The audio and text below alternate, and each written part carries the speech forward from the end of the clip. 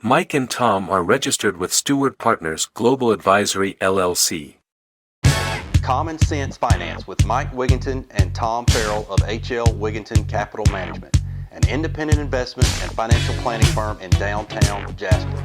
Mike is a chartered financial analyst charter holder, and Tom is a certified financial planner professional. They are here to discuss and give their thoughts on current financial and economic matters. Now, with Common Sense Finance, here are Mike and Tom. Welcome back, everybody, to another episode in this first season of Common Sense Finance. I'm Mike Wiginton. This is Tom Farrell. So, what we wanted to do today is look back on March the 5th. We kind of scrambled together real quickly. The coronavirus effects of the coronavirus were really just beginning to be recognized, certainly by the stock market, as being something that was going to hit this shore, hit this country, and not only this country, but possibly even worldwide, as opposed to being something that was contained in a very certain part of the world. And so we scrambled together and did a video on what was going on with market conditions.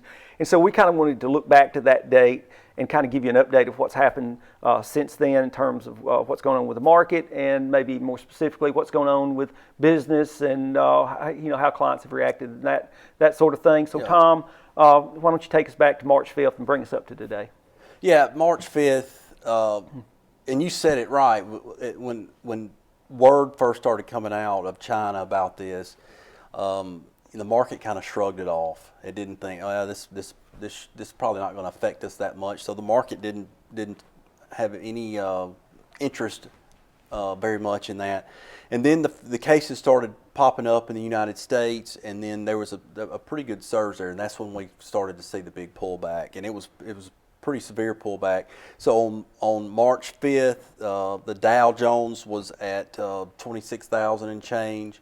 It dropped all the way down to 18,000 and change on March 23rd. That's the lowest it's been in this episode.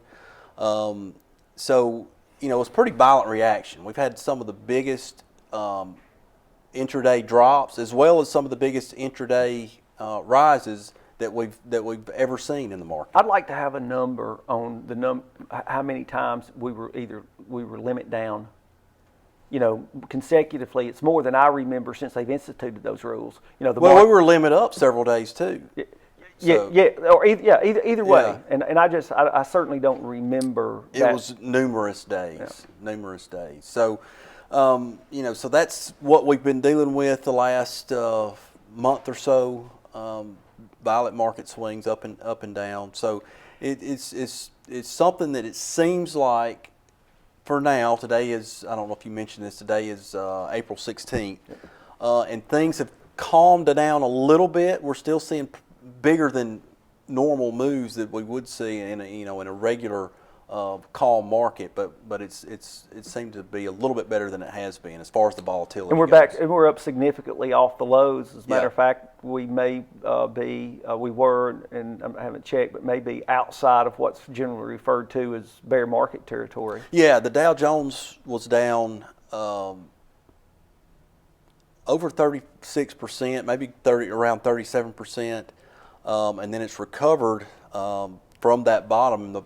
The Dow's up over 20% from there. We're still down overall, but it's... And when you're talking about, and that's something I want to point out to everybody, that when you're talking about down 37%, first of all, we're talking about the Dow Jones Industrial Average. Right. And number two, you're talking about down off the high. Yeah, so we're looking at the highest point, but this was back in February, and comparing that to the lowest point. So that's when we're talking about these moves. Now, has any of this, have affected, how do you feel like it's affected our way of managing money, if at all, or our strategies? No, it's, our strategy has been for the last several years that, you need to have some extra cash on hand. The strategy, and the main reason for that is, hey, the market doesn't always go up, as we see, and occasionally we have pullbacks for whatever reason, and it's just a good practice to have some cash on hand to take advantage of some buying opportunities.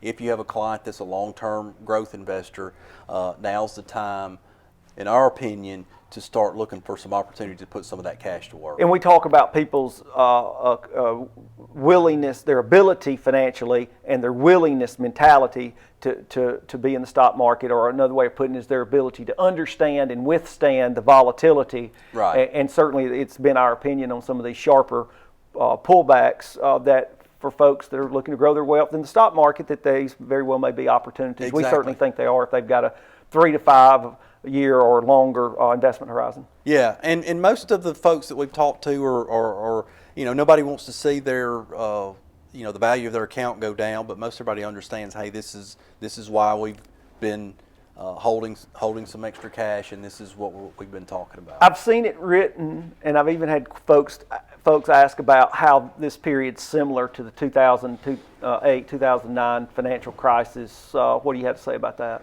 Well, 2007 in October, the market started falling, and it fell through. The bottom was reached in March of 2009. So it was a drawn out drop. It was almost a year before the federal government started to act and put the TARP program together. That was the Troubled Asset Relief Program for financial institutions. That's right. That's very good. Well, people want to know. Everybody asks about TARP. Everybody does. Can't walk out the door without somebody saying TARP. Well, it took a total of a handful of days this time before the government decided we need to do something. We need to try to stimulate the economy. So that's the biggest difference I see, is the action of the government stepping in so quickly in this go around. Not to mention the fact that the market fell within a matter of days. It dropped 37%. Talking about the Dow index, so that's one of the biggest differences: the timing of everything and the velocity in which things have been happening. So, in terms of your views as far as where we go from here, and it's something that we discuss a lot with our worries about certain things. What do you say to folks about that? Well, a couple of things we want to look at, and we'll be keeping an eye on and are concerned about, is how deep and how wide is this economic shutdown? Basically, this is unprecedented. The U.S. economy has never been almost completely shut down for any length of time other than holidays and some weekends. But how long is it going to take for us to kind of dig out of this hole that's being created by this shutdown? The other thing is, I'm not a scientist or a doctor, but we read a lot of information, and people are talking about the second and third wave of this virus coming back around. So is it going to be another situation where we're having to self-quarantine and people are going to have to isolate and continue to have a lot of the businesses shut down other than just a handful of what are considered essential businesses? So that's a concern, something we'll have to look for. Hopefully, this will be a one-time go-around. Don't know that there'll be a vaccine this year from what I'm reading, but something like that could be a game changer if we have some therapeutics or some sort of vaccine that could help us get back to normal quicker. Well, going back to the comments about the 08, 09, I'm reminded that even in 2010, after we didn't know it at the time that the bottom was in March of 2009, although you had really a violent recovery started in 2009. Mm-hmm. People were worried and afraid to put money in, thinking, we're not out of the woods, we're going to have another pullback. And so you don't know till you're, in some cases, years out, and then looking back where the bottom was. You don't know at the time it's a bottom. That's just the way it is. Yeah, and we've talked about this, I think, on other podcasts, is, you don't get a lot of 10% pullbacks in the market. You don't get a lot of 20s, and even the 30% pullbacks are even rarer. So when you get those, if you are a long-term investor and you're looking to invest in companies or parts of the market of value, that's the time when you want to start doing that.